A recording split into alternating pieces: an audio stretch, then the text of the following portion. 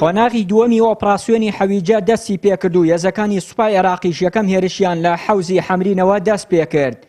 وتەبێژی حەشتی شعبی دەڵێت هەمانگی لە نێوان هێزەکانی پێشمەرگە و سوپای عێراقی هەیە و پێکەوە شەڕی حەویجە دەکەن. تەنسیقێکە هەیە خۆتە زانی غورفەی عملیات مشترەکەمان بۆ این عملیاتی بەشیر پێشمەرگە و لەگەڵ بەغار بڵێن لەگەڵ هەولێر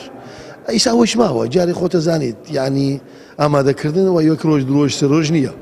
ئەوەی غورفەی عملیات مشترەکەیە تەنسیقەیە مەحاور عملیاتە ئەمە ئیشی گەرەکە ئەمە هێزەکان قیادەکان هێزەکان خۆیان حەل یعنی موشکلەی نییە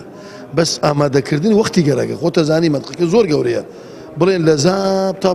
متێبیجە منطقەی گەورەیە تکریتە جنوب شمال غەرب ئەمانە هەم ئیشی گەرەکە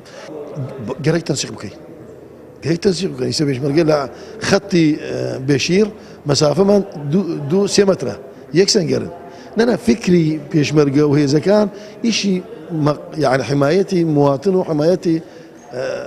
عێراقن. لە 3 ساڵی ڕابردوودا هێزەکانی پێشمەرگە ڕۆڵی بەرچاویان هەبووە لە تێکشکانی داعش لە سنووری کەرکووک و ناوچەکانی تری شەڕ و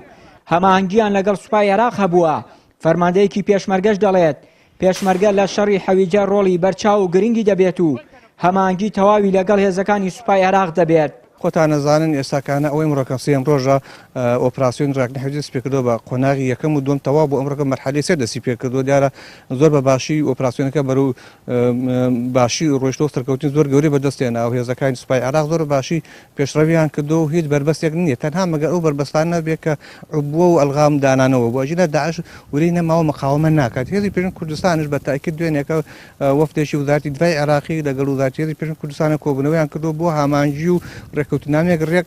ئیمزا کراوە بۆ بەشداریکردن هێزی پێشنگ کوردستان لە ئۆپراسیۆن ڕاگرنتی حەویجە و ڕۆڵی گەورە گرنگشە هێزی پێشنگ کوردستان تایە. لە ماوەی دەسەڵاتی 3 ساڵی ڕابردووی داعش لە سنووری حەویجە و حەوزەی حەمرین جگە لەوەی پلانی چەندین هێرشیان بۆ کۆنتڕۆڵکردنی کەرکووک داڕشت و تێکشکان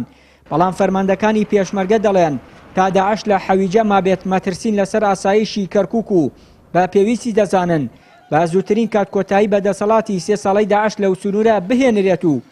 ئەمن و ئاسایش بۆ حەویجە و باشووری کەرکووک بگێڕنەوە. گیانووری کەناڵی ئاسمانی پەیام کەرکووک.